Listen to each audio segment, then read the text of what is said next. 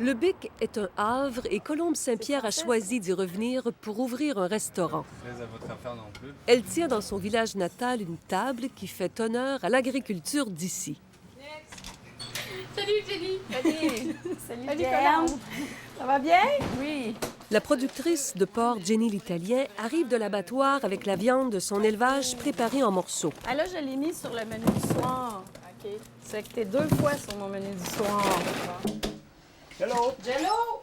Les autres fournisseurs du restaurant, éleveurs d'animaux à viande, pêcheurs, maraîchers, cueilleurs et fromagers, habitent tous le Bas-Saint-Laurent. Regarde, Parfait. je vais faire des petits choux farcis à l'agneau à soir. Ouais. Je change ça avec les choux pointus. Cette cuisine est basée sur le lien qui unit l'agriculteur au restaurateur. Même chose. Je peux me fournir à peu près à 90 sur un menu, il y a 90 des produits qui sont d'ici. Hey, ça, c'est vraiment cool, là, des organes. Moi, ça m'inspire complètement. Complètement. J'ai l'impression même que des fois, il y en a beaucoup, il y en a trop. Ah oui, elle est toute Faut fine. voir que Mais la dernière était elle n'est pas rendue délicieuse. moutarde trop. La dernière était vraiment bonne. C'est une cuisine où l'aliment fait l'inspiration du chef. La tendance fait courir les touristes vers les tables de produits locaux. Ils demandent la viande de Monsieur Untel. Je te donne ça ici. Le porc apprêté dans cette cuisine a été élevé à 15 km d'ici. En servant ce porc local, Colombe joue un rôle d'autant plus important que les produits régionaux sont mal distribués par les grandes chaînes. Elle sert aussi du maquereau, un poisson qui abonde mais que les distributeurs n'achètent pas. Je ne savais pas toute la richesse qui était disponible sur le territoire. Je l'ai appris parce que j'ai décidé d'investir cette question-là. C'est bon, c'est bon. Oui. As-tu encore de la chicorée? Non? OK, parfait. En ne cuisinant que des produits locaux, c'est l'agriculteur qui a le dernier mot sur le menu. C'est long, celle-là. Pour plaire au chef, ça prend des légumes frais, exclusifs, de formats, couleurs et saveurs variées. À Saint-Valérien, Richard Favreau en est rendu à produire 185 sortes de végétaux. Par exemple, des carottes blanches, jaunes, violettes et même rouges. On essaie de remplir au maximum ses besoins, puis lui donner plus d'outils pour réaliser son art. C'est sûr que la nature est ce qu'elle est. Alors, c'est sûr qu'il y a des années, on va être plus en feuilles, moins en feuilles, plus en sucre, plus en principe amer. Bon, ça, c'est la vie. Puis le chef, bien, c'est pas des deux de pique, ils sont capables de composer avec ça.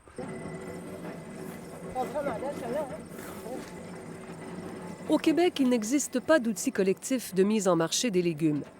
Les maraîchers ont donc été parmi les premiers à faire de la vente directe dans les restaurants. Pour Richard Favreau, il faut 2 ou 3 ans d'ajustement avant de devenir des collaborateurs indispensables. Il est arrivé que vous ayez réussi à convaincre les chefs que vous aviez de bonnes idées. Oui, le voilà, le lion, c'est un très bon exemple de ça. À un moment donné, je suis arrivé à aller voir les chefs, puis j'ai goûté à ça. C'est sucré. Ça a vraiment un parfum particulier. Je suis sûr que vous pouvez faire quelque chose avec ça. Alors, de fil en aiguille, chacun sa méthode. Il y en a une qui a fait de la soupe, un autre fait de la compote avec ça, d'autres de la confiture, d'autres le fait braiser entier au four. Chacun sa manière a trouvé sa place, le voilà. Richard Favreau et Monique Michaud ont abordé un chef cuisinier pour la première fois en 1997. Depuis cette rencontre, ils ont appris à planifier les récoltes et savent aujourd'hui reconnaître le bon acheteur. C'est pas seulement vendre des légumes. Vendre des légumes, c'est facile. Vendre, c'est très, très facile. Faire pousser aussi. Mais aller au-delà de ça, aller vers la générosité, vers la complicité, devenir des amis avec des chefs, ça, c'est intéressant. Après ça va aller en octobre. OK. C'est pas pire, hein? Bien, c'est bon. Non, t'as tenu On ça, a tenu hein? fort. Hein, je te dis. Donc, à la base, il y a un respect de leur production agricole qui rentre dans la cuisine. Qui est absolu.